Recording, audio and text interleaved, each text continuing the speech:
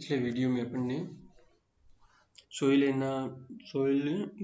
Fertility evaluation वाला topic चल रहा था अपना। उसमें अपन ने उनके बारे में पढ़ा था। अब पढ़ेंगे सूक्ष्म जैविक विधियां, माइक्रोबायोलॉजिकल मेथड्स कौन कौन सी हैं। ये पूछा जा सकता है एग्जाम में, जैसे 4 नंबर के क्वेश्चन आते हैं उसमें भी। बायोलॉजी जो सोइल फर्टिलिटी इवैल्यूएशन है वो माइक्रोबायोलॉजिकल मेथड के आधार पर बताइए। तो उसके अंदर ये पहला आता है एजिटोबैक्टर वरिंजिता परीक्षण, यानी एजिटोबैक्टर लेक्यू टेस्ट। अब इसमें क्या करते हैं सूक्ष्म जीव, यानी जो एजिटोबैक्टर है वो भूमि के अंदर जब मिलाया जाता है तो ये परीक्षण किया जाता है कि उसमें पोटेशियम या फॉस्फोरस की मात्रा कितनी है या कितनी होनी चाहिए। उस आधार पर जैसे भी एजिटोबैक्टर जो बैक्टीरिया है उनकी ग्रोथ होगी, उस ग्रोथ के आधार पर पता चलता है कि उसमें पोटेशियम या फॉस्फोरस की कमी है या नहीं है। क्योंकि जब पोषक तत्वों की मात्रा, उचित मात्रा अगर पौधे को या जैसे बैक्टीरिया को मिलती है तो उसकी ग्रोथ ऑटोमेटिक ही ज़्यादा होगी, और ग्रोथ ज़्यादा होगी तो उसका वेट भी ज़्यादा होगा। उसी आधार पे इसमें बताया गया है कि सूक्ष्म जीवों के खनिजों की आवश्यकता भी फसलों की आवश्यकता के समान होती है। हालांकि वे खनिजों को अल्प मात्रा में लेते हैं। अब सूक्ष्म जीव है तो वो क्या करेंगे, अल्प मात्रा में ही लेंगे। एजिटोबैक्टर समूह के जीव अम्लीय दशा और फास्फोरस के निम्न स्तर के लिए विशेष सुग्राही होते हैं, इसलिए उन्हें मृदा में चुनना, फास्फोरस और पोटेशियम की कमी ज्ञात करने के लिए प्रयोग किया जाता है। अब ये जो सूक्ष्म जीव है एजिटोबैक्टर समूह के जीव जो है वो क्या करते हैं, सेंसिटिव होते हैं किनके, चुनना, फास्फोरस और पोटेशियम की कमी के ज्ञात करने के लिए इनको काम में लिया जाता है, क्योंकि ये इनकी कमी को दर्शाते हैं। जैसे जोशी और एयर की इस विधि के अनुसार इसमें मृदा में खनिजों की कमी निम्न प्रकार मालूम की जा सकती है। अब 100 ग्राम वायु शुष्क मृदा 5 ग्राम स्टार्च के साथ मिलाई जाती है, यानी 100 ग्राम हवा द्वारा एयर ड्राइड जो सोइल होती है उसमें 5 ग्राम स्टार्च मिलाते हैं, उसको अच्छी प्रकार मिलाते हैं और 4 भागों में बांट लेते हैं। अब प्रथम भाग में कोई भी खनिज नहीं मिलाते हैं, यानी उनके 4 भाग की हैं, उसमें एक भाग के अंदर कुछ भी नहीं मिलाते हैं, यानी वो कंट्रोल हो गया। द्वितीय भाग में पोटेशियम की कमी के परीक्षण के लिए 3% की H2SO4 विलियन की 25 ml मिलाते हैं। विलियन की जो मात्रा है वो 25 ml मिलाते हैं। फिर तृतीय भाग में जो ये तीसरा भाग है उसमें जो अपन ने सोइल का डिवाइडेशन किया था, उसमें तीसरा जो भाग था उसमें फॉस्फोरस की कमी के परीक्षण के लिए 6% Na2HPO4 विलियन की 2.5 ml मात्रा मिलाते हैं। और चौथे भाग के अंदर क्या करते हैं, पोटेशियम और फॉस्फोरस दोनों की कमी के परीक्षण के लिए 3% K2HPO4 विलियन को 2.5 ml मिलाते हैं।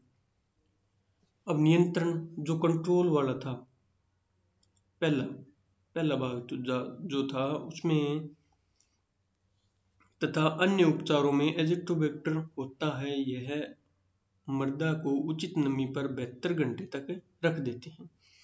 एजिटोबैक्टर कॉलोनियों की अधिकता मृदा में फॉस्फोरस या पोटेशियम की कमी के गुणात्मक माप के रूप में प्रयोग की जाती है। यानी एजिटोबैक्टर की जो कॉलोनी बनेगी, यानी उनका एक संगठन सा बनेगा, जैसे एक बीच में एजिटोबैक्टर की कॉलोनी होगी, उसकी चारों तरफ ऐसे ऐसे फैलता जाएगा। तो जब मृदा में फॉस्फोरस और पोटेशियम की कमी होगी तो ये कॉलोनियाँ क्या होगी, बड़ी होगी। तो ये गुणात्मक मान के रूप में प्रयोग की जाती है। फिर आता है एस्परजिलस नाइगर विधि। इस विधि में मृदा की थोड़ी सी मात्रा पोषक विलयन के साथ मिलाकर उसमें एस्परजिलस नाइगर निवेशित करके उसे 35 पर 4 दिन के लिए रख देते हैं। यानी 35 दिन, 4 दिन के लिए 35 इन्यूकुलेट करके उसे 35 पर 4 दिन के लिए रख देते हैं, यानी टेम्परेचर पर रख देते हैं। अब माइसीलिया पेड़ का बाहर मृदा में पोषक की कमी के माप के रूप में प्रयोग किया जाता है। यानी जो एस्परजिलस नाइगर जो होगी उसका वेट ज्ञात करेंगे। मेहलीच एवं उसके सहयोगी 1933 ने इस विधि को रूपांतरित किया। माइसीलिया पेड़ द्वारा शोषित पोटेशियम की मात्रा पोषकों की कमी के रूप में मापी जाती है, जैसा कि निम्न तालिका में स्पष्ट किया गया है। इसमें क्या करते हैं, एस्परजिलस नाइगर के 4 पेड़ों यानी पेड्स का बाहर, फिर दूसरे में प्रति 100 ग्राम मृदा में एस्परजिलस नाइगर द्वारा अवशोषित किया गया K2 यानी पोटेशियम मिलीग्राम पर 100 ग्राम, और पोटेशियम की अल्पता यानी डेफिशिएंसी की डिग्री।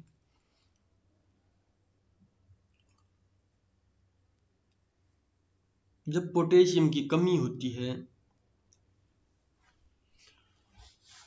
और मृदा जो 100 ग्राम मृदा ली थी उसमें अगर 15 मिलीग्राम से कम पोटेशियम है, तो जो उसके एस्परजिलस नाइगर की पेड्स जो थे उनका भार कितना होगा, 1.4 ग्राम से कम होगा। अब जैसे जैसे पोटेशियम की मात्रा बढ़ती जाएगी तो उसकी जो पोटेशियम की कमी है वो भी दूर होती जाएगी, और एस्परजिलस नाइगर के जो पेड्स हैं उनकी क्या होगी, वजन जो होगा वो, भार जो होगा वो बढ़ता जाएगा क्योंकि जब पोषक तत्व उचित मात्रा में मिलते हैं तो इनकी बढ़वार अच्छी होगी, और बढ़वार जब अच्छी होगी तो उनका वेट ऑटोमेटिकली बढ़ता जाएगा।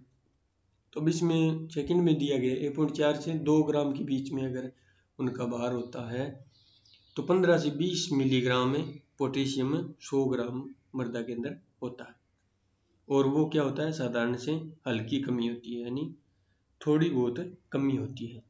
फिर आता है अगर भार उसका 2 ग्राम से अधिक है, किसका, एस्परजिलस नाइगर का, तो 20 मिलीग्राम से अधिक पर 100 ग्राम सोइल के अंदर है, जब 20 ग्राम मिलीग्राम से K2 की मात्रा अधिक होगी तो पोटेशियम की अल्पता की डिग्री जो है उसमें कोई कमी नहीं, यानी पोटेशियम जितना उनको चाहिए उतना उनको मिल रहा है।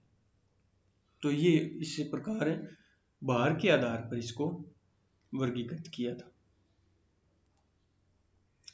यह विधि कॉपर, मैग्नीशियम, मोलिब्डेनम, कोबाल्ट और मैंगनीज की आवश्यकता निर्धारण करने के लिए भी प्रयोग की जाती है।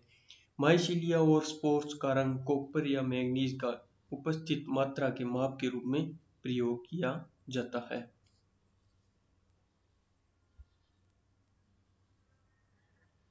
यानी माइसीलिया और जो स्पोर्स है उनका रंग कॉपर या मैंगनीज की उपस्थिति मात्रा के माप के रूप में प्रयोग किया जाता है।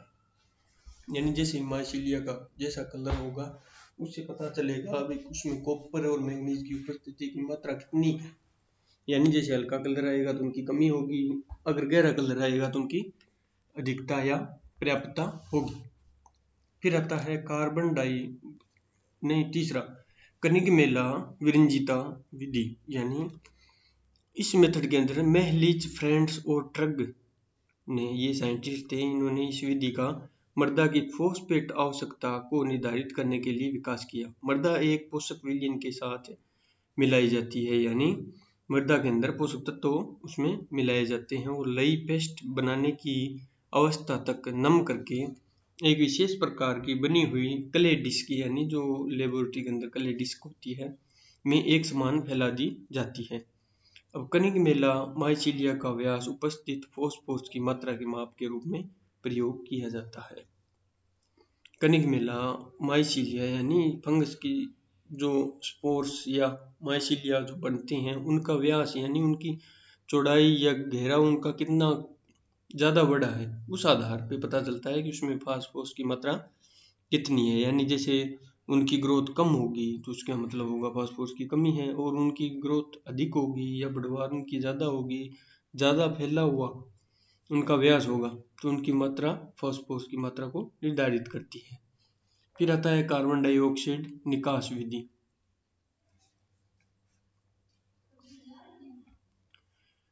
इसमें देसाई और सुंदर राव ने कार्बन डाइऑक्साइड निकास विधि पोषकों की कमी ज्ञात करने के लिए प्रयोग किया। एक कोनिकल फ्लास्क 500 ml वाला, उसमें ज्ञात भार की मृदा ली जाती है तथा इन मृदाओं में विभिन्न उपचार जैसे compost, ammonium sulphate, super phosphate और पोटेशियम क्लोराइड मिलाते हैं और उनको उन कोनिकल फ्लास्क के ऊपर अंकित कर देते हैं या उनका कोई सिंबल डाल दिया जाता है। जैसे एक में कंपोस्ट डाला, 1 नंबर में, 2 नंबर में अमोनियम सल्फेट डाला, 3 नंबर में सुपर फॉस्फेट डाला और 4 नंबर में पोटेशियम क्लोराइड मिलाया। इन फ्लास्कों को बंद करके 10 दिन तक रख देते हैं। इस समय के अंत में उत्पन्न कार्बन डाइऑक्साइड को प्रमाणिक BaO2 विलयन में शोषित कर लिया जाता है। बेरिलियम हाइड्रोक्साइड विलयन का अधिक्य प्रमाणिक HCl हाइड्रोक्लोराइड से अनुमापन करके ज्ञात कर लेती है। यह विधि इस सिद्धांत पर आधारित है कि सभी सूक्ष्म जीवों को अपने सक्रियता के लिए सभी मुख्य पोषक तत्वों की आवश्यकता होती है और किसी भी पोषक तत्व की कमी होने से उत्पन्न कार्बन डाइऑक्साइड की मात्रा में कमी हो जाती है। यानी पोषक तत्वों की कमी होने से उत्पन्न कार्बन डाइऑक्साइड की मात्रा में भी कमी हो जाती है। कमी वाले पोषक तत्वों को मिलाने पर उत्पन्न कार्बन डाइऑक्साइड की मात्रा बढ़ जाती है। यानी जो को पोषक तत्वों की कमी होती है उसमें अगर वो पोषक तत्व मिला देते हैं तो उसमें क्या होगी, कार्बन डाइऑक्साइड की मात्रा बढ़ जाएगी। तो इससे पता चलता है भी कौन से पोषक तत्वों की कमी है। और इसमें अलग अलग ट्रीटमेंट भी दिए होते हैं, जैसे अमोनियम, इसमें नाइट्रोजन दिया है, इसमें फॉस्फेट दिया है, इसमें पोटेशियम दिया है, कंपोस्ट में ये सारे आगे इस आधार पे ये किया जाता है। फिर आता है शेकेट और स्टेवार्ट तकनीक। इस तकनीक को प्रयोग फॉस्फोरस और पोटेशियम के लिए किया जाता है। इस विधि में मृदा का एक ऐसा संवर्धन यानी कल्चर तैयार किया जाता है जिसमें एक भाग में फॉस्फोरस, दूसरे भाग में पोटेशियम तथा अन्य भाग में दोनों तत्व यानी दोनों तत्व मिला के पोटेशियम और फॉस्फोरस का प्रयोग किया जाता है। इसके बाद एजोटोबैक्टर के साथ कल्चर को निवेशित किया जाता है और फिर लगभग 72 घंटे तक उचित ताप में रखा जाता है। इस प्रकार एजोटोबैक्टर की कॉलोनी गणना के आधार पर मृदा उर्वरता का निर्धारण किया जाता है और तत्वों की कमी है या नहीं है इसका निर्धारण कर लेते हैं।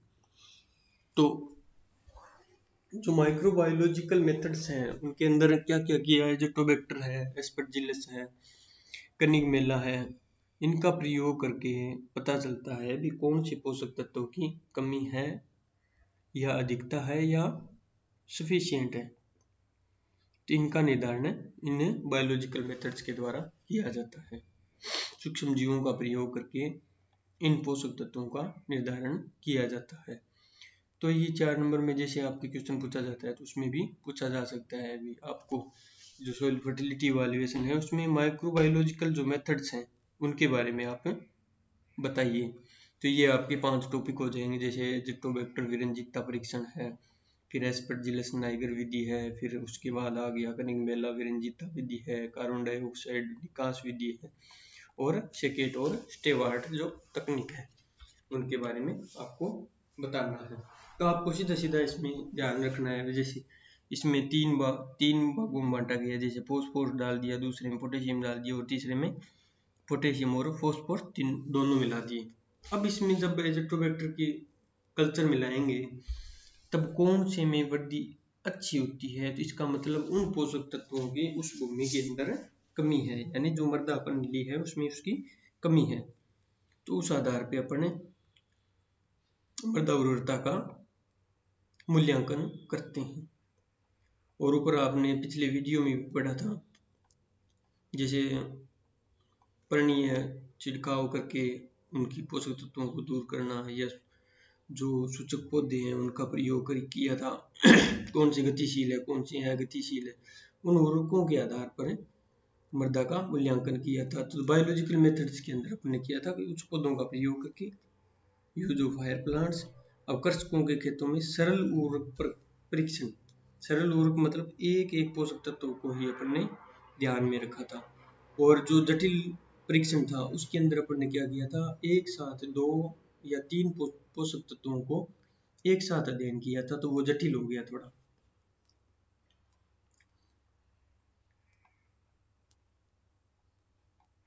फिर ऊपर था सोइल एनालिसिस था, प्लांट एनालिसिस था। तो प्लांट एनालिसिस के अंदर अपन ने क्या किया था, टोटल एनालिसिस किया था और रैपिड प्लांट टिश्यू टेस्ट किया था। रैपिड प्लांट टिश्यू के अंदर क्या करते हैं अपन ने, जैसे खेत के अंदर कोई क्रॉप लगाई हुई होती है तो उसकी पत्तियों को तोड़कर या उनके स्टेम जो है उनको तोड़कर अपन जो रिजेंट्स बनाए जाते हैं या रिजेंट्स का प्रयोग करके उनमें जो कलर डेवलप होता है, यानी लाइट कलर हुआ या डार्क कलर हुआ या मीडियम कलर हुआ, तो उस आधार पे पता चलता है जितना भी जैसे जैसे कलर बढ़ता जाएगा उस आधार पे पता चलता है कि उसमें पोषक तत्वों की अधिकता है। तो उससे क्या होता है, खेत में भी परीक्षण किया जा सकता है कि कौन से पोषक तत्वों की कमी है, तो उसको दूर करके अच्छा उत्पादन लिया जा सकता है। तो ये आपके थे आपके जो मृदा उर्वरता मूल्यांकन करने की जो विधियां थी, ये आपके 3 जो वीडियो हैं उनके अंदर बताया गया है। धन्यवाद।